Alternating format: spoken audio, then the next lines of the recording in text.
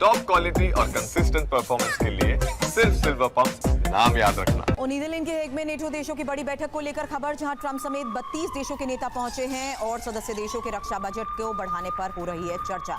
आपको बता दें, महत्वपूर्ण बैठक ऐसे समय में हो रही है जिसमें कई बड़े फैसले लिए जा सकते हैं। फिलहाल नीदरलैंड के हेग में नेटो देशों की ये बड़ी बैठक, हालांकि इस बैठक को देखते हुए चर्चा संभव है रूस यूक्रेन युद्ध को लेकर भी और मिडिल ईस्ट के हालात को लेकर भी, जहां ट्रंप समेत 32 देशों के नेता पहुंचे हैं। हेग और सदस्य देशों के रक्षा बजट बढ़ाने पर चर्चा। फिलहाल वही तस्वीर भी आपके सामने है, जहां मीटिंग से पहले सभी सदस्य देशों का फोटो सेशन हुआ। ट्रंप के साथ मंच पर एर्दोआन भी दिखे।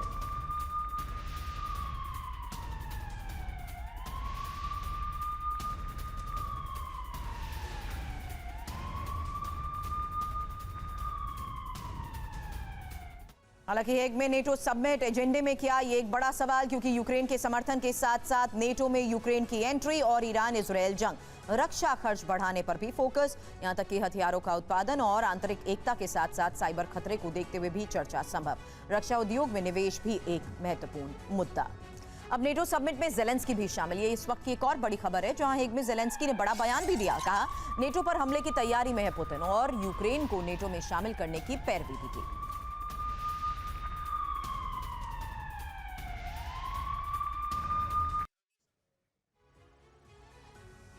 और यूक्रेन के बाद रूस का अगला ठिकाना नेटो देश हो सकते हैं। हालांकि पश्चिम मीडिया के मुताबिक रूस के निशाने पर सबसे पहले पोलैंड और बाल्टिक स्टेट के 3 देश लातविया, एस्टोनिया और लिथुआनिया आ सकते हैं। हालांकि बाल्टिक देशों पर खतरे को देखते हुए जो समय ये बैठक हो रही है महत्वपूर्ण है। आखिर कैसे रूस नेटो के खिलाफ युद्ध छेड़ सकता है, ये जानकारी ही आपके सामने, क्योंकि नेटो के खिलाफ रूस के आक्रामक रुख को देखते हुए बड़े मुद्दे सामने आ चुके हैं और रूस के रवैये से ही पोलैंड और बाल्टिक देश असुरक्षित हैं। हालांकि बाल्टिक स्टेट पोलैंड रूस की सीमा पर मौजूद हैं और 24 घंटे में रूसी सेना बाल्टिक पोलैंड पहुंच सकती है।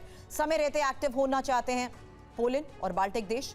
रूस पोलैंड बाल्टिक देशों की घेरेबंदी पहले ही कर चुका है और सीमा पर मौजूद रूस के घातक हथियार, साथ ही बेलारूस में की गई तैयारी इसी का संकेत रहे हैं। अब हेग में फ्रांस के राष्ट्रपति मैक्रो से जेलेंस्की की मुलाकात की तस्वीर भी सामने आई है। जेलेंस्की ने मैक्रो से फाइटर जेट्स की मांग की और जेलेंस्की ने मैक्रो से मिराज फाइटर जेट्स मांगे हैं। फ्रांस से ड्रोन इंटरसेप्टर देने की भी अपील की गई है।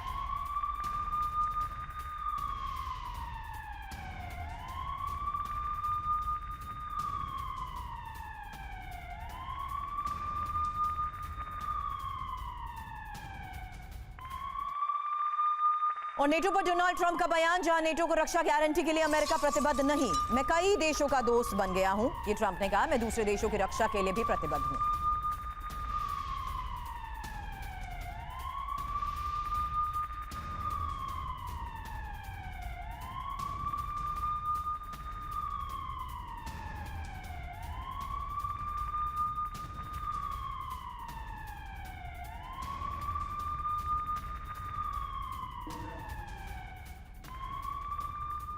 हालांकि यहां सवाल ट्रंप वर्सेस नेटो को देखते हुए इसलिए क्योंकि ये कैसा समीकरण, डोनाल्ड ट्रंप के नेटो देशों से रिश्ते मधुर नहीं है और ट्रंप का झुकाव नेटो के दुश्मन देशों की तरफ है।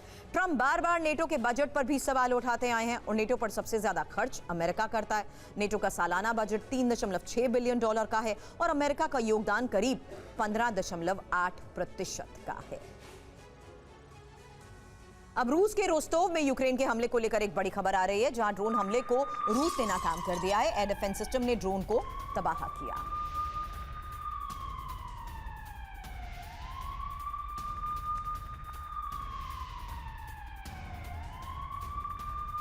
Блядь. Ух, ебать ту Люсю, блядь. Вау, блядь. Что это? Сука, он въебал.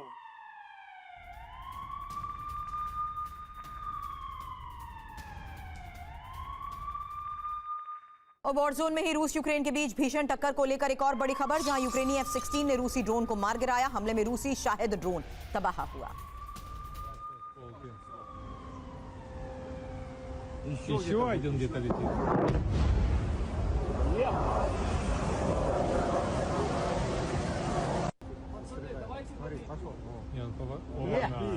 Ох, как классно видно в бинокль. Фига себе осколки. Еще один где-то летит.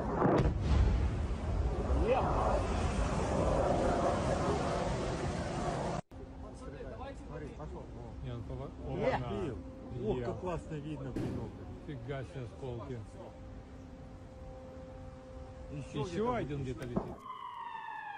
और निप्रो पर रूस के विध्वंसक हमले को लेकर बड़ी खबर यह है कि रेलवे स्टेशन पर मिसाइल अटैक हुआ है। मिसाइल अटैक में 11 लोगों की मौत जबकि 160 से ज्यादा घायल। Проходите, не ругайтесь.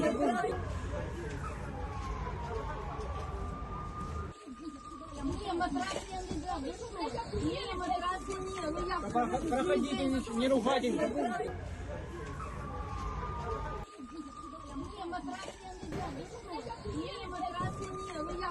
Проходите, не ругайтесь.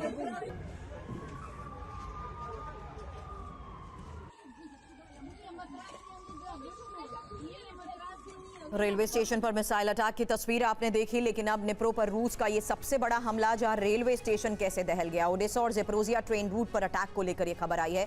निप्रो रेलवे स्टेशन पर मिसाइल से हमला हुआ है और मिसाइल हमले में एक यात्री ट्रेन चपेट में आ गई और ट्रेन के अंदर मौजूद 160 से ज्यादा लोगों के घायल होने की खबर है। इसी मिसाइल अटैक में 11 से ज्यादा लोगों ने जान गंवाई है। हमले के दौरान ट्रेन में 500 से ज्यादा लोग मौजूद थे। मिसाइल अटैक में 5 डिब्बे पूरी तरह से बर्बाद हो गए। तो इस बीच ये साफ है कि किस तरीके से बड़े स्तर पर हमलों को अंजाम दिया जा रहा है, लेकिन ये पहली बार है कि किस तरीके से रेलवे स्टेशन में मिसाइल अटैक हुआ है। और निप्रो रेलवे स्टेशन पर हुए मिसाइल अटैक की ही हमले की तस्वीर के साथ साथ खबर ये कि ओडेसा ज़ेपोरिज़िया ट्रेन रूट पर ये अटैक, मिसाइल हमले में ट्रेन चपेट में आई, 11 लोगों की मौत, 160 से ज्यादा घायल।